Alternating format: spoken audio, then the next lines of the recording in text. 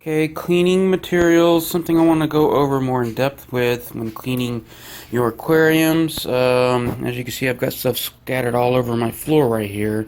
I'm actually in my living room to make space. So, one would be, or to start out, when draining out your aquarium, I have 5-gallon buckets. All but that blue one, which has a bunch of holes in it, is used. As well as the siphon. We've got one here that's a manual siphon, as well as this dirty one that I stopped using because of the hose and stuff is going bad on it. But this has got a hand pump, which allows me to just push the end of it down into the water, squeeze it, and automatically start siphoning out the water, just like if I'm siphoning using my mouth with this one. This one has quicker airflow, so I also use, water flow, so I also use that as well, especially for my larger tanks that I need to hurry up and get water out so I can hurry up and get the water changes done. Another thing is filters for your aquarium filter. This one, I kind of make my own little filters. I've used them all, but it's this type of foam. I have more on hand somewhere, as well as activated carbon. That is good for getting out bad chemicals, as well as removing odors. Matter of fact, the box should give you more of what it does. Let me see. So yeah, there you go. And with that discoloration, I don't have activated carbon in this large tank, but if you look, my water is brown. Why is it brown? Because of the tannins leaching from my driftwood. If I had activated carbon in there, it would probably most likely either be clear water or it would be not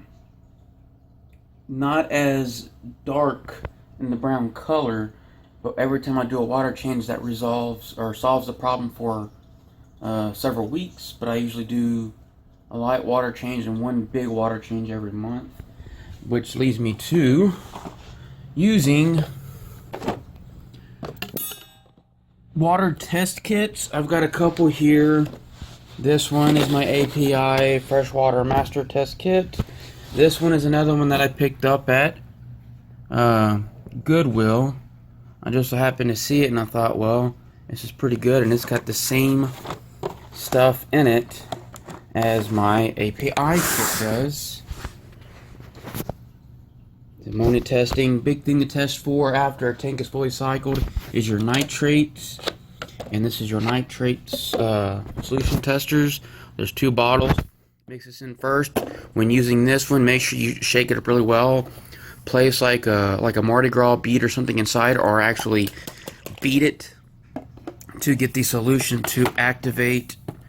They come with colors, test cards and stuff with colors for depending on what it is. This is a pH color. I'd also test the pH and know what the pH is for your fish.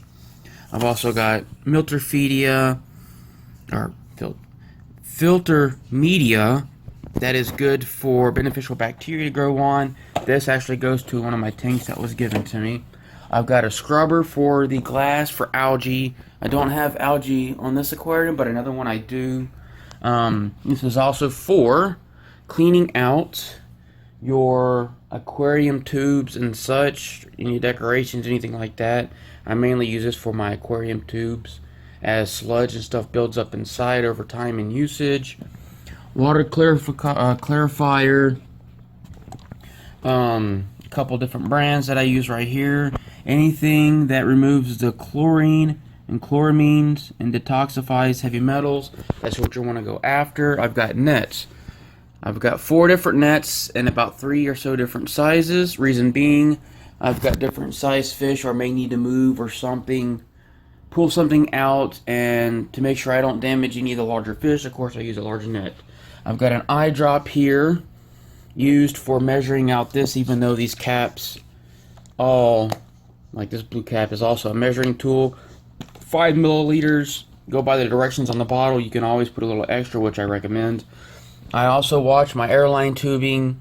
They will start to rot, turn black, and eventually they'll get really stiff and break. I've got a little claw here that I use for pulling out my live plants or dead fish or something that gets stuck at the bottom, things like that, so I don't contaminate it with my hands or anything, even though I wash my hands. I've also got tweezers here if you have a planted aquarium. This is good for rerooting plants that pop up out of there. Other than that, really, this is the main things that I use that I also recommend for cleaning aquariums. As for the filters, I don't really do any cleaning to them until water flow is low. Pop it up, you can kind of see, well, I don't know where you can see it here, but the water is starting to actually build up over the filter, which that means my filter needs to be cleaned. And that gets dirty due to sludge and fish waste and stuff like that build up inside. Another thing to help with aquarium maintenance is not to overfeed your fish. It's better to underfeed them than it is to overfeed them. They will act like they are hungry, but they are fish and will eat. You got to think about the fact that in the wild they don't have somebody feeding them all the time, so they've got to hunt for their food, and just like anything else, they've got to stay active to hunt for the food, and that's what keeps them in shape.